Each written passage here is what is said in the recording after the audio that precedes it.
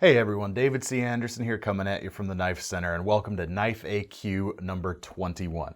We hope you enjoyed our virtual SHOT Show coverage over the last couple weeks, but now this FAQ series is back, and I'm here to answer all your questions, whether they're sharp or dull. Got some good stuff this week, as always. Let's get into it.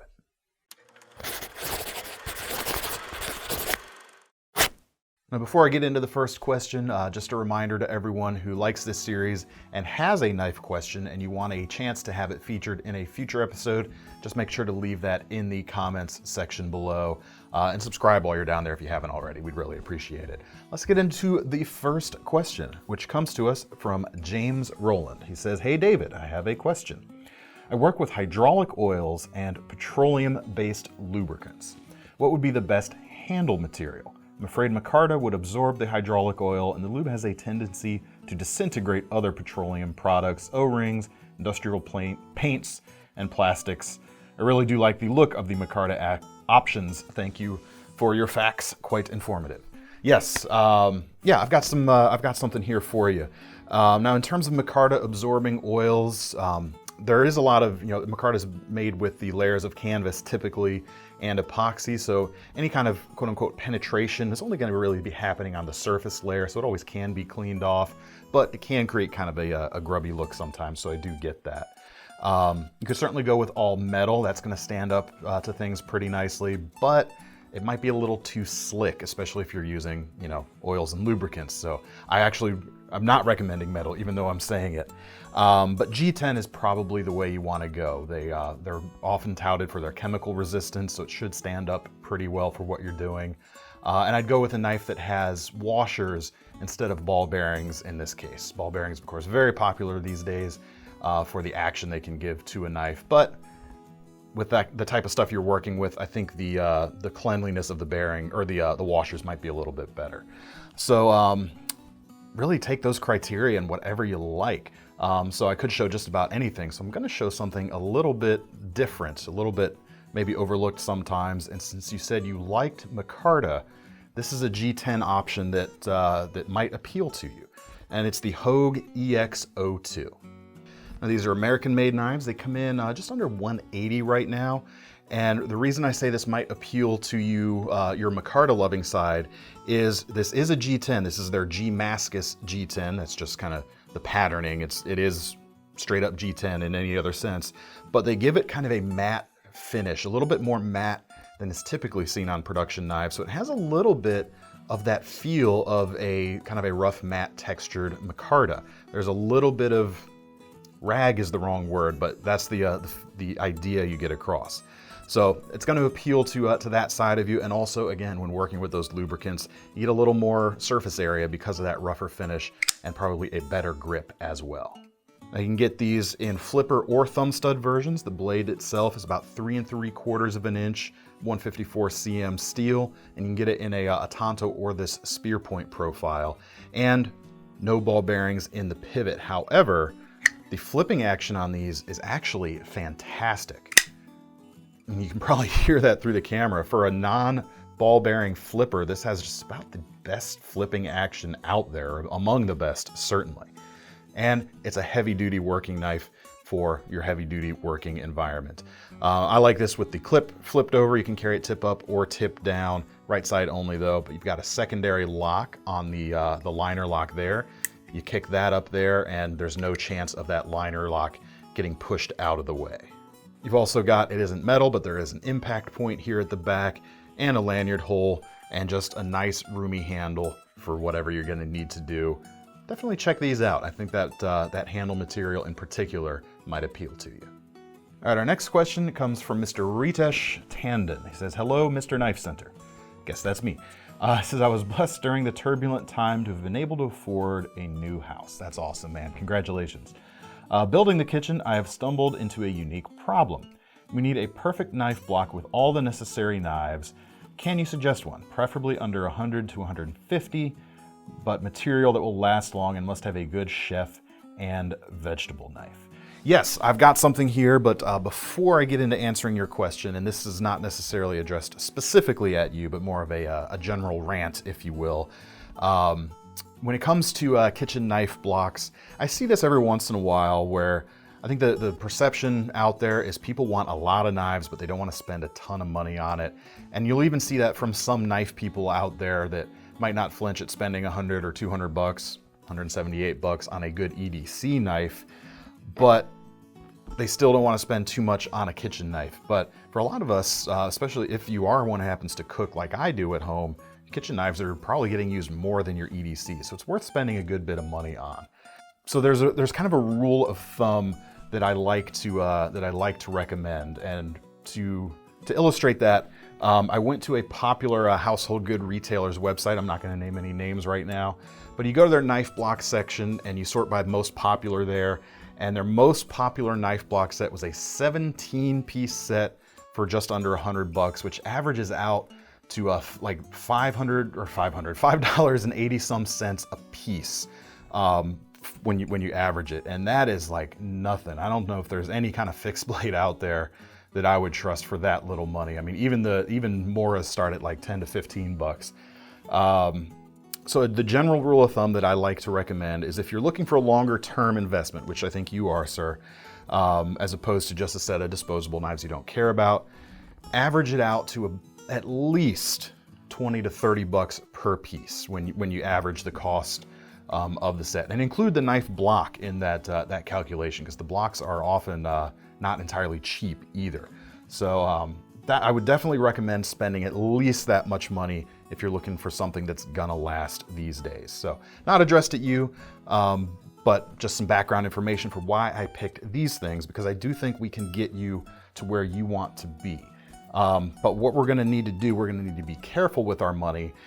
We don't want any extras that we don't want. We want exactly what you want. So we're gonna actually build our own knife block set.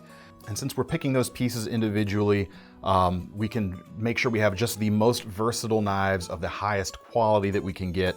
And also specifically because a vegetable knife, and I'm assuming you're talking about the sort of recurved paring knife here, not often found in sets that don't have a ton of pieces. But if you're talking to something more like a Nikiri or a Chinese cleaver for vegetable cutting, this series I'm gonna recommend does have a Santoku, which should get you close. But the series I'm gonna recommend we look at is kind of one of the hidden gems in the kitchen world, and that's the Due Signi line of Italian-made knives. And actually, proper Italian pronunciation, this would be Due Cini. My Italian friends out there can let me know if I'm doing that right. But the Victorinox Forstner knives are often recommended. These give those a run for their money, and some of the designs I like even better. Now, the first three knives you're gonna want, well, the first thing we always say is a good chef knife. And for our versatility's sake, in this case, I'm gonna show you this 9.5-inch one, because it can pull double duty as a meat slicer. So some folks may like a smaller knife in general for their main prep. And actually, where we're priced, you probably could afford to get a smaller chef and one of their slicers in our price range. But in order to keep it minimal, 9.5-inch chef's knife here that's gonna do the bulk of the stuff in the kitchen for you. You also want your paring knife. I actually don't have one of the Due Cinis here because we didn't have one in the building on the day we were filming this. So I have a Victorinox as a stand-in, but I actually like the handles on those Italian knives a bit better. Now your bread knife, I like the design they have here because there's a little bit of a curvature to the edge, and that actually makes it easier to use on a cutting board than a completely straight edge. Much easier to make full contact and complete your cut. And of course, they call it a bread knife. We all do, but it's useful on so much more stuff than just bread. Good on some vegetation, especially stuff like soft skinned vegetables like tomatoes, that sort of thing. Lots of different things you can use this for. Beyond that, I recommend a good either boning or fillet knife. And there's a couple options in this series. This is the 5.5-inch boning knife. Again, slightly more specialized, but there's a lot of utility here. You can do it for filleting. If you want to do any kind of breaking down of larger pieces of meat that you buy from the store, which you can save money doing that way, you're going to want something like this, either this or a butcher's knife, that sort of thing. But if you're going to narrow it down to one, this is going to work well for breaking down those cuts, you know, going into the filleting sections, boning, of course, as the name would suggest. And this one has just, actually not too much flex. They do make like a 7-inch more flexible fillet knife if you'd rather have that, but always good to have. And then, of course, like you requested, your vegetable knife right here. And then of course you're going to need a block. You can get this one here. It's a 15 piece or 15 slot block from Wusthof, comes in about 40 bucks. Or even better, I actually prefer a knife magnet that's with a wood surface. I don't necessarily like the bare magnet as much, but the wood surface is a little kinder on your edges if you happen to hit the edge on there as you're coming in, and a little bit, well actually a lot of bit easier to clean than a block. If anything gets stuck in those slots, anyone who's tried to clean that will tell you it can be a bit of a pain. This is another Wusthof one. This one comes in about 60 bucks right now. But if you want to forego that, go with the block and this 5 set of knives that's going to cover probably 99 or at least 95% of everything you'll ever need. Comes in about 125 bucks altogether right now, which averages out to about $21 per piece. So we're right where we want to be. Even if you go with that magnet, I think we still average out to about 24 bucks per piece. So still really good deal. And it's a really good way to think about it to kind of assuage the sticker shock a little bit. If you think about, oh, that's a big number, but you think, oh, that's a $20 knife. Not too bad. All right, hope that helps you, sir. Moving on, we've got a question from Alan Go. It says, hey, David, keep up the great work. I will try, sir. Can you talk about some good options for edge maintenance on both folders and kitchen blades, strop hone, etc.? Thanks. Yes, get yourself a Spyderco sharp maker. This actually works really well since we just talked about kitchen knives. Great set, great sharpening set right here. Back in the day, this was the first thing I ever had where I felt like I could really get a good solid hair shaving edge really easily. And super easy to use as well. It's great for EDC knives. It's great for kitchen knives, whether you need to do a little bit more aggressive sharpening or just the maintenance. The white fine rods on here, I actually recommend for in lieu of a chef's steel or a honing steel in the kitchen, because it doesn't really remove any metal. This does a great job of realigning that edge, and you don't need to be guessing at your angle with one of those chef steels. So great complement to your kitchen knives. I still use this in my kitchen to this day on my less expensive knives, not on some of my customs I've got in there. Great unit, check that out. All right, next question is from Chris Gonzalez. He says, hey David, I love watching your videos. Thank you, sir. What are the last 5 folding knives you bought? I know you like the fixed blades, yes I do. But as far as folding knives, what catches the eye of the legend? I should have added a question mark in there. Not so legendary, David C. Anderson. This is a good question, because I am definitely a fixed blade guy. I buy far fewer folders than I do the fixed blade. So I actually had to look back through my order history to figure out what the last ones are. And here they are. My most recent one actually is this MKM Malga 6. It's a little bit over 100 bucks.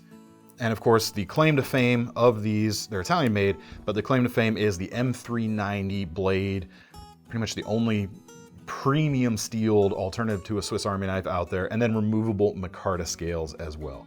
I like it pretty good. I hadn't really messed around with it too much, but I've always had my eye on it. So I wanted to see what it was all about. Love the blade grind and geometry. It's not quite the tool set that I want day to day, but I'm very glad that I bought that, because I'm looking forward to future Malgas as well. I also got one of our KnifeCenter exclusive red ALOX versions of the Farmer X. The Farmer X standard version was released last year, and this came a few months later. And I knew these were coming because, you know, I know a guy here. And so I waited to pick up one of these because the red just looks fantastic. You get all the tools of the Farmer, but you add a pair of scissors. Farmer's always been a great outdoorsman's option because the ALOX, of course, is a bit sturdier, and I always love a pair of scissors. So I knew I had to have one of those as soon as they introduced it at SHOT Show last year. Now I know you're probably thinking I'm still teasing you, like get to the real like folders. So here we go. Last 3 to complete the 5 that I got, pardon me while I drop knives all over the place, are these guys. I have a Hogue Deca here, a Spyderco Para 3, one of the sprint runs from last year with S45 VN steel, and a ProTech Malibu. And yeah, I know that these Malibus have been very hard to get. I actually wasn't able to even buy one from here at work either. I actually had to acquire this through less savory means, if you know what I mean. But the fit and finish on these is great. It's easy to see why these have been so popular. The flipping action's good. The button lock has some really addicting action going in and out. Very nice. The Hogue as well. I love what they're doing with their crossbar lock. They call it their Able lock. Great action, very nicely tuned right out of the box. And then the Para 3, I've actually been carrying this a bit more recently again because I just added one of the Lynch Northwest deep carry clips on it. I do like that a little bit better than the standard clip. It feels a little better in the hand. But what do these knives have in common? So what catches the eye of David C. Anderson? I like a USA made knife. That's what I prefer to carry in general. And I like knives generally of this size, sometimes a little bit bigger. But I like a locking mechanism that allows you to keep your fingers out of the path of the blade, whether that's a crossbar lock, the button lock that you get on the Malibu, or of course the compression lock on that Spyderco. All work really well. It's just my thing. That's what I tend to prefer, or it's one of the things that I appreciate most about folders. So, does that answer your question? I hope so. All right, next question is from Frank Castle 44. He says, hey Big Dave, what are some good, less expensive Hinderer type knives? Less expensive is subjective, of course, so I'm gonna show you one thing here that's not exactly a budget knife, but we'll leave a link in the description to all of our Hinderer designs on the site. But to set the stage, I've got a new XM24 right here. We actually just got a really big batch in here at the Knife Center. Really awesome knives, especially with the new tri-way pivots. Everybody loves those. They're solid as all get out, but just shy of $600 for these. So definitely not necessarily an attainable knife for most people. So the knife I'll show you is still not a budget knife, but it's about half the price coming in. This one coming in about $280 right now. The most Hinderer of all the Hinderers out there, and by that I mean the most like Rick Hinderer's signature knife, the XM18, which of course the 24 is just the bigger brother to the 18, is the ZT562. This is the TI version with the all titanium construction front and back. Still American made. You've got his signature slicer grind on there as well, where it's more robust here at the back and thins out near the tip for a little better slicing, while you got the power cuts you can put through closer to the heel. And then of course, titanium frame lock, KVT bearings, nice flipping action as well. Definitely very close in size to the XM18, but if that's still too rich for your blood, like I said, we'll have some links in the description for you. All right, next is a question from JAPV92. It says, hey David, love the series. Thank you, sir. Can you recommend me a small fixed blade that can fit on, assuming you mean in, an Altoids tin for a small survival kit? Absolutely. I've made a few Altoids Tin Survival Kits in my day. I absolutely get the appeal and the fun there. Some people make fun of them a little bit, but even if you don't use it like you think you might, it's a really good exercise in kind of being conscientious of the gear that you carry or you're thinking about carrying in the wild, since it would all have to fit in the little tin here. So I do have, I've got 3 options here for you. And the one I would actually look to first for my preferences is the Essie Pinch, which is a James Gibson design. Comes in at a pretty reasonable for an Essie, $49.99 right now. Now the reason I would reach for this personally is, in terms of these 3 options here, it feels the most controllable in my hands. Of course, there are a slightly larger than average size hand, so if you do have smaller sized hands, these others might not be as bad for you. But I feel like I have a lot of control over this blade. It's a small blade, about 1.3 inches, 1095 steel, so you do have to worry about corrosion a little bit if you're storing this longer term. But it feels really good. It's decently robust if you needed to do, I hesitate to say heavier use tasks with it, but you can see how thick that is. It's about what's that, 3/32 of an inch?